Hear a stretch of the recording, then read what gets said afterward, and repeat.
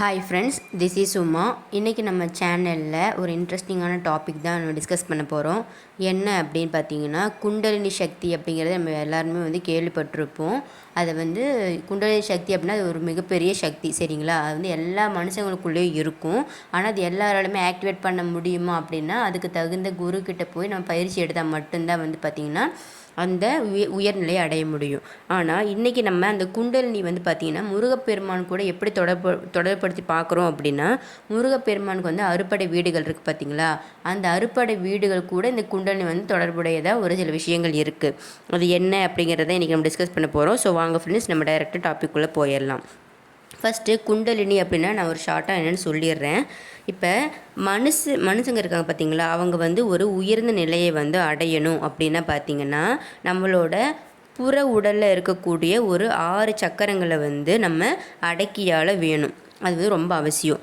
அப்படி ஒருத்தவங்க யார் அடக்கி ஆள்றாங்களோ அவங்க குண்டலினி சக்தியை ரீச் பண்ண முடியும், சரிங்களா? ஆனால் என்ன பண்ணணும் அப்படின்னா, அதை நம்ம ப்ராப்பராக ஒரு ஒரு நல்ல குரு, ஒரு நல்ல கைடன்ஸ் கிட்ட நம்ம ப்ராப்பராக அது ட்ரைனிங் எடுத்து பண்ணணும். நம்ம பாடி இஷ்டத்துக்கு ஏதோ ஒன்று படிச்சுட்டு அப்படிலாம் பண்ண முடியாது. ஒரு குண்டலினி சக்தி ஏதாவது பயிற்சி மேற்கொள்கிறாங்க அப்படின்னா அதுக்கு கண்டிப்பாக அதுக்கு தகுந்த ஒரு சிறப்பான குருவை நீங்கள் தேர்ந்தெடுத்து அந்த யோகா நீங்கள் கற்றுக்கோங்க.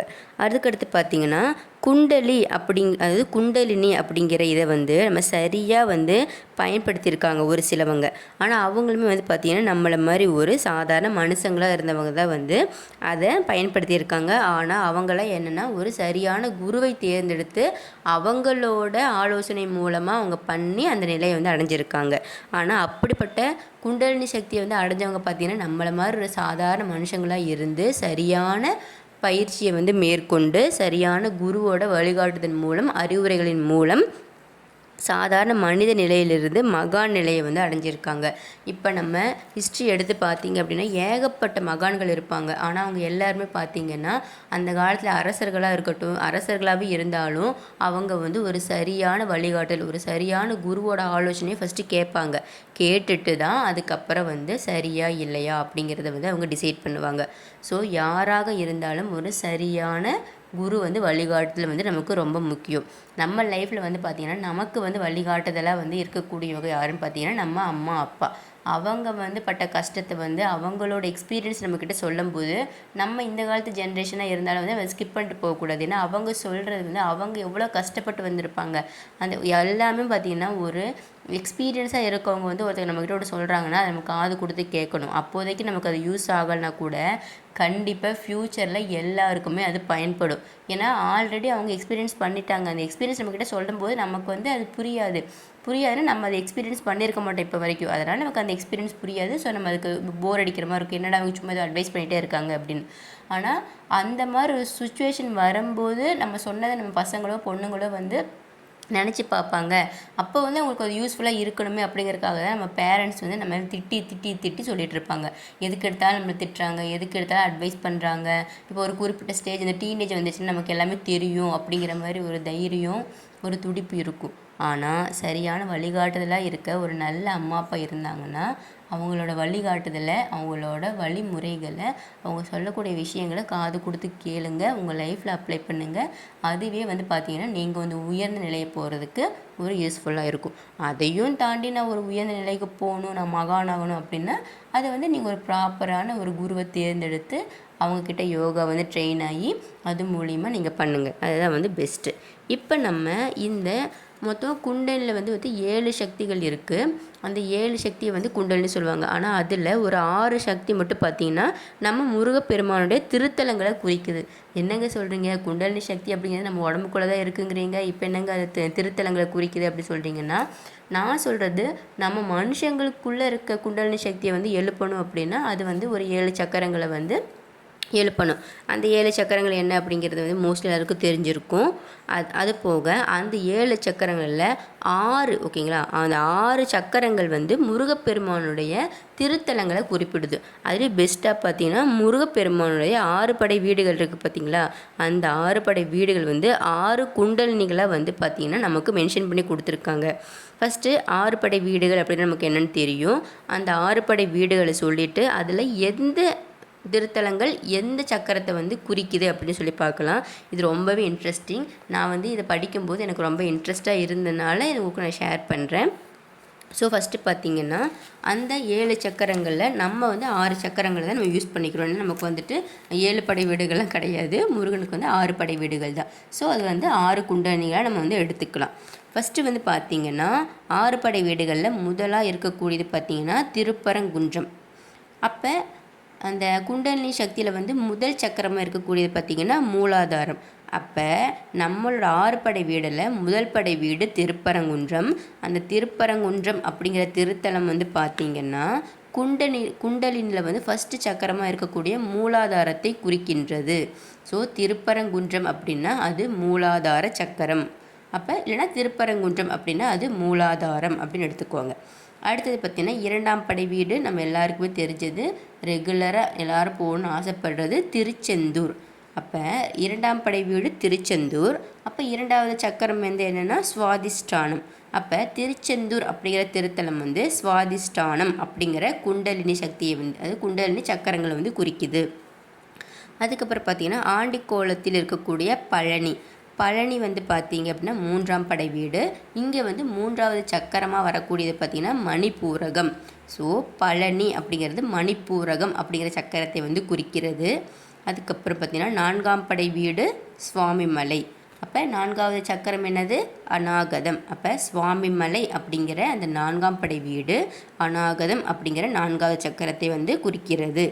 அதுக்கடுத்தது 5ஆம் படை வீடு திருத்தணிகை. அப்போ 5ஆம் படை வீடு திருத்தணிகையாக இருக்கும்போது 5வது சக்கரம் வந்து என்னது குண்டலினில விசுத்தி. அப்போ திருத்தணிகை அப்படிங்கிற திருத்தலம் வந்து விசுத்தி அப்படிங்கிற சக்கரத்தை வந்து குறிக்கிறது. அடுத்தது 6ஆம் படை வீடு என்னது பழமுதிர்ச்சோலை. அப்போ 6வது சக்கரம் வந்து பார்த்திங்கன்னா ஆக்ஞை.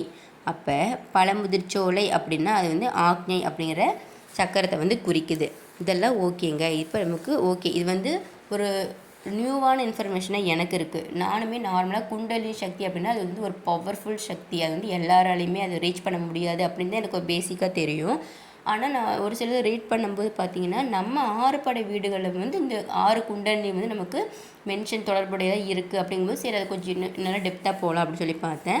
அப்படி பார்க்கும்போது தான் அந்த 6 படை வீடுகளும் அந்த 6 சக்கரங்கள், அதாவது வரிசை பிரகாரம் நான் சொல்கிறேன். திருப்பரங்குன்றம், திருச்செந்தூர், பழனி, சுவாமிமலை, திருத்தணிகை, பழமுதிர்ச்சோலை.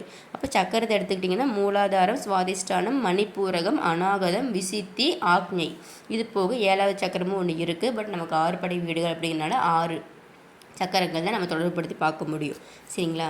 இப்போ வந்து பார்த்திங்கன்னா இப்போ நான் சொன்ன இந்த 6 படை வீடுகள் இருக்குல்ல, இந்த தலங்களில் இருக்க முருகனை வந்து நீங்கள் மனசில் நினச்சிட்டு இப்போ நான் சொல்லக்கூடிய நாட்களில், அதாவது விசாகம், பௌர்ணமி, கிருத்திகை அந்த மாதிரி நாட்கள், அது போக கந்த சஷ்டி நாள் வரும் பார்த்திங்களா, அந்த சஷ்டி நாள்லேயும் வந்து பார்த்திங்கன்னா இந்த திருத்தலங்கள் இருக்க முருகன் நீங்கள் மனசார நினச்சிட்டு நீங்கள் வேண்டுனீங்க அப்படின்னா உங்கள் லைஃப்பில் நீங்கள் நல்ல உயர்ந்த நிலைக்கு போக முடியும்.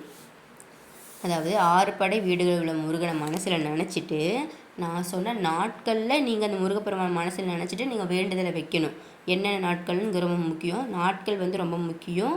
அது போக நான் சொல்கிற வழிமுறைகளும் முக்கியம்.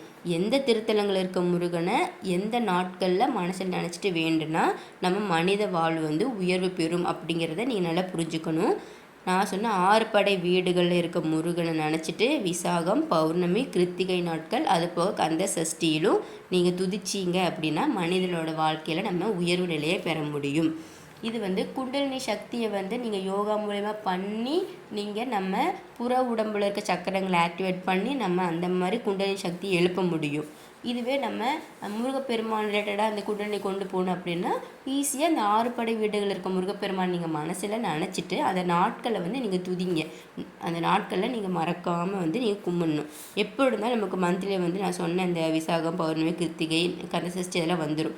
அந்த மாதிரி செலக்டட் நாட்களில் மட்டும் நீங்கள் அந்த 6 படை வீடுகளுக்கு முருகன் மனசில் நினச்சிட்டு ஃபோட்டோ இருந்துச்சுன்னா ஃபோட்டோ டவுன்லோட் பண்ணி கூட நீங்கள் வச்சு நீங்கள் வணங்குங்க. இல்லைனா மனசில் வந்து இந்த மாதிரி 6 படை வீடுகள் இருக்கக்கூடிய 6 படை திருத்தலங்கள் இருக்கக்கூடிய முருகப்பெருமானே உங்களை நான் இந்த நாளில் மனசில் நினச்சிட்டு என்னோடய வாழ் வந்து உயர பெறணும்னு சொல்லிட்டு நான் மனசார உங்ககிட்ட வேண்டுறேன். ஸோ என்னோடய வேண்டுதல் வந்து நியாயமான வேண்டுதலாக இருந்தால் நீங்கள் அதை நிறைவேற்றுங்க அப்படின்னு சொல்லிட்டு நீங்கள் அவர்கிட்ட அன்பாக கேளுங்க. ஸோ எல்லாரோட வாழ்க்கையுமே உயர்வு பெறும். எல்லாத்துக்குமே நம்பிக்கை முக்கியம். அது போக நம்ம போடுற எஃபெக்ட்டு அது ஓகேங்களா, எஃபெக்ட் ரொம்ப முக்கியம். அது போக கான்ஃபிடென்ட் வந்து ரொம்ப முக்கியம். எல்லாமே முயற்சி பண்ணணும். இப்போ வந்து ஒரு சின்ன முயற்சியாக இருக்கும், நம்ம நினச்சிருப்போம் நம்ம என்னமோ முயற்சி பண்ணோம் எதுவுமே சக்ஸஸ் ஆகலை அப்படின்னு நினைப்போம். திடீர்னு பார்த்தீங்கன்னா நம்ம ஒன்றுமே பண்ணியிருக்க ஒரு சின்ன முயற்சி, சரி இது பண்ணி தான் பார்ப்போமே அப்படின்னு பண்ணி பார்ப்போம். அது பார்த்தீங்கன்னா ஒருத்தவங்க லைஃப்பில் வந்து டாப்புக்கு கொண்டு போயிடும். அந்த மாதிரி யாரோட லைஃபு எப்போ வேணால் டாப்புக்கு போகும். ஸோ அது நமக்கே தெரியாது. எல்லாமே வந்து பார்த்திங்கன்னா நமக்கு மேலே இருக்கவங்க தான் வந்து டிசைட் பண்ணுவாங்க. அவங்களோட வலியுறுத்தல் மூலிமா தான் நம்ம டெய்லி ஒவ்வொன்றும் பண்ணிகிட்ருக்கோம். இப்போ நம்ம தும்புறோம் அப்படின்னா கூட பார்த்திங்களா அதுக்கு ஒரு காரணம் இருக்கும். அதாவது இந்த டைமில் தான் நீ தும்பணும் அப்படின்லாம் இருக்கும். ஸோ அந்த மாதிரிலாம் இருக்கிறனால எல்லாத்தையுமே நீங்கள் ஆன்மீகமாக தான் பார்க்கணும் அப்படின்னு நான் சொல்லலை. ஆனால் நீங்கள் எதை எடுத்துக்கிட்டு நீங்கள் அதை வந்து ரிலேட்டட் பண்ணி பார்த்தீங்கனாலும் அது ஆன்மீகத்தில் தான் போய் முடியும். ஸோ அந்த மாதிரி நம்ம முருகன் பற்றின வீடியோக்கள் போட்டுகிட்டே இருக்கிறனால நான் இந்த குண்டலினி சக்தி வந்து இந்த 6 படை வீடுகள் கூட தொடர்புடைய இருக்கிறனால இது நம்ம சப்ஸ்கிரைபருக்கு இல்லை இது சப்ஸ்கிரைபரை தாண்டி பார்க்கக்கூடிய வியூவர்ஸ்க்கு வந்து இது யூஸ்ஃபுல்லாக இருக்கும்னு நான் நினைக்கிறேன். ஸோ இந்த இன்ஃபர்மேஷன் கண்டிப்பாக எனக்கு புதுசாக தான் இருக்குது. ஸோ இந்த இன்ஃபர்மேஷன் உங்களுக்கும் அதை நம்ம சப்ஸ்கிரைபர் அதையும் தாண்டி பார்க்குற வியூவர்ஸ்க்கும் இது புதுசாக தான் இருக்கும்னு நான் நம்புகிறேன். அந்த நம்பிக்கையோடு இந்த வீடியோ வந்து இன்றைக்கி இன்ட்ரெஸ்டிங்காக இருந்தாலும் உங்களுக்கு அப்லோட் பண்ணியிருக்கேன். ஸோ இந்த இன்ஃபர்மேஷன் வந்து உங்களுக்கு ஆல்ரெடி தெரியுமா தெரியாதா அப்படிங்கிறத மறக்காமல் கீழே கமெண்ட் பண்ணுங்கள் ஃப்ரெண்ட்ஸ். நான் சொன்ன இன்ஃபர்மேஷனில் உங்களுக்கு எந்த லைன் வந்து உங்கள் மனசை டச் பண்ணாது, எது வந்து உங்களுக்கு இன்ட்ரெஸ்டிங்காக பிடிச்சிருக்கு அப்படிங்கிறதையும் மறக்காமல் கீழே கமெண்ட் பண்ணுங்கள். நான் எப்போது சொல்கிறதா, நான் இந்த வீடியோவில் போடுற இன்ஃபர்மேஷன் வந்து ஃபுல் அண்ட் ஃபுல் நான் ரீட் பண்ணி ரிவ்யூ பண்ணி எனக்கு பிடிச்ச இன்ஃபர்மேஷன் எனக்கு தெரிஞ்ச தகவல்களை வந்து நான் அதை வந்து என்னோடய எஃபர்ட்டை போட்டு தான் நான் இந்த வீடியோவில் போடுறேன். சரிங்களா, அப்படி இருக்கும்போது நான் போடுற இன்ஃபர்மேஷன் பார்க்குற வியூவர்ஸ்க்கு கண்டிப்பாக யூஸ்ஃபுல்லாக இருக்குங்கிற நம்பிக்கையில் நான் டெய்லி வீடியோ போட்டுட்ருக்கேன். ஸோ நான் போடுற இன்ஃபர்மேஷன் வந்து உங்களுக்கு யூஸ்ஃபுல்லாக இருக்குது, உண்மையாக இருக்குது அப்படிங்கிற பட்சத்தில் நம்ம வீடியோவை வந்து சப்ஸ்கிரைப் பண்ணுங்கள். உங்களுக்கு இந்த இன்ஃபர்மேஷன் பிடிச்சிருந்தா, நம்ம சேனல் பிடிச்சிருந்தா மட்டும் சப்ஸ்கிரைப் பண்ணுங்கள். மறக்காமல் இந்த இன்ஃபர்மேஷனை உங்கள் ஃபேமிலி அண்ட் ஃப்ரெண்ட்ஸுக்கு ஷேர் பண்ணுங்கள். மறக்காமல் வீடியோவை லைக் பண்ணுங்கள் ஃப்ரெண்ட்ஸ். இதே மாதிரி ஒரு யூஸ்ஃபுல்லான முருகனுடைய இன்ட்ரெஸ்டிங்கான டாப்பிக்கோடு நான் உங்களை நெக்ஸ்ட் வீடியோவில் மீட் பண்ணுறேன் ஃப்ரெண்ட்ஸ். பாய் பாய், தேங்க்யூ ஆல்.